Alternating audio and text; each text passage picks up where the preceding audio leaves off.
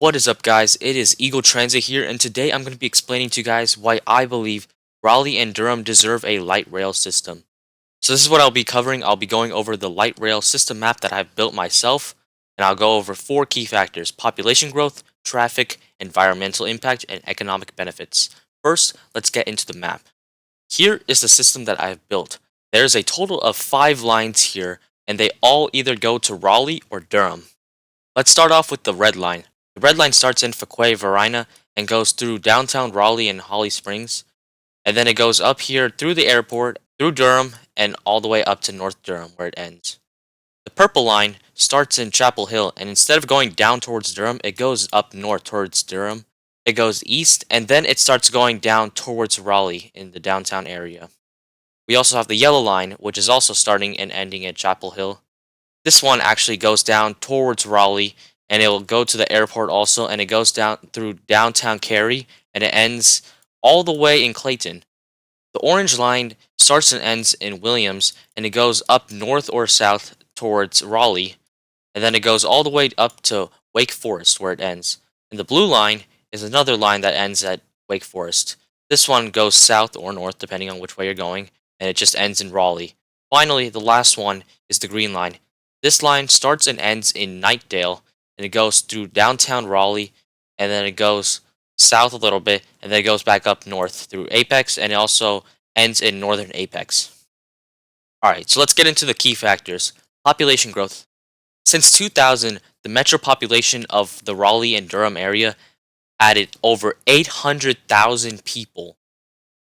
In 2050, the Research Triangle, which is the area where Raleigh is located, is expected to have over 3 million residents. And the reasons for growth are the nearby universities such as UNC, Duke, and NC State. Also, there's a lot of job opportunities over here, especially in technology. And finally, the quality of life. Quality of life in Raleigh is a lot better than in some other areas of this country. The second key factor is traffic. Once again, if you've seen my previous video, you'll know population growth equals more cars, and more cars equals more traffic. And even though they are building a brand new highway there and they're building a lot more roads, there aren't enough. There's still a lot of traffic in this area. And a lot of this traffic comes from the universities such as UNC, Duke, NC State, and a lot more other universities that are a little bit smaller. And there's also toll roads in this area, which means people are going to be going through certain paths to avoid those tolls. And a lot of those areas go through residential areas. Another key factor is the environmental impact.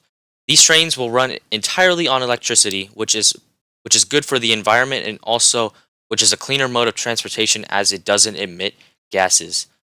This will mean that there will be less emissions from cars and buses because a lot less people will be using them, and that will increase productivity in the area also. Alright, so now on to the economic impacts. This will create jobs such as construction, security, engineers, electricians, and train drivers.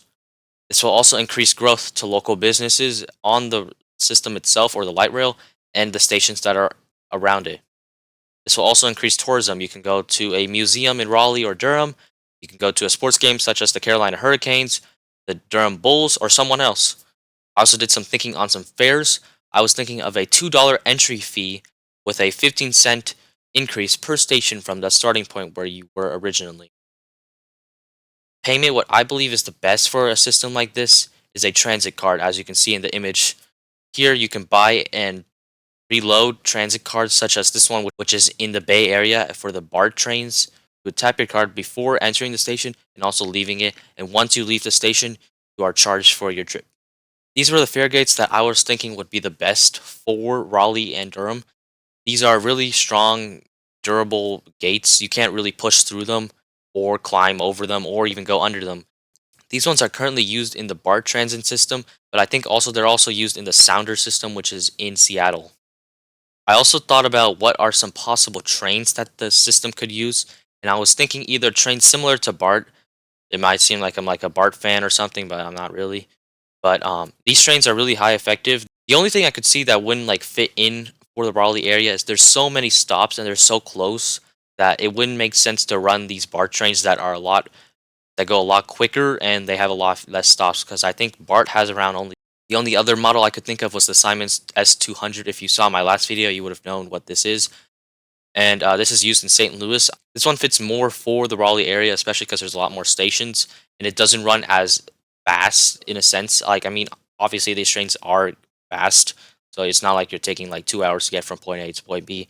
But the thing is, you can't have the trains be too fast or too slow, which our train is a lot faster, but it also covers a lot more space between stations. I hope you guys enjoyed this short video on why I believe Raleigh and the Durham area deserves a transit system like a light rail. If you guys did enjoy, I hope you guys leave a like and subscribe to my channel, and consider checking out the video in the top right. Thank you guys for watching.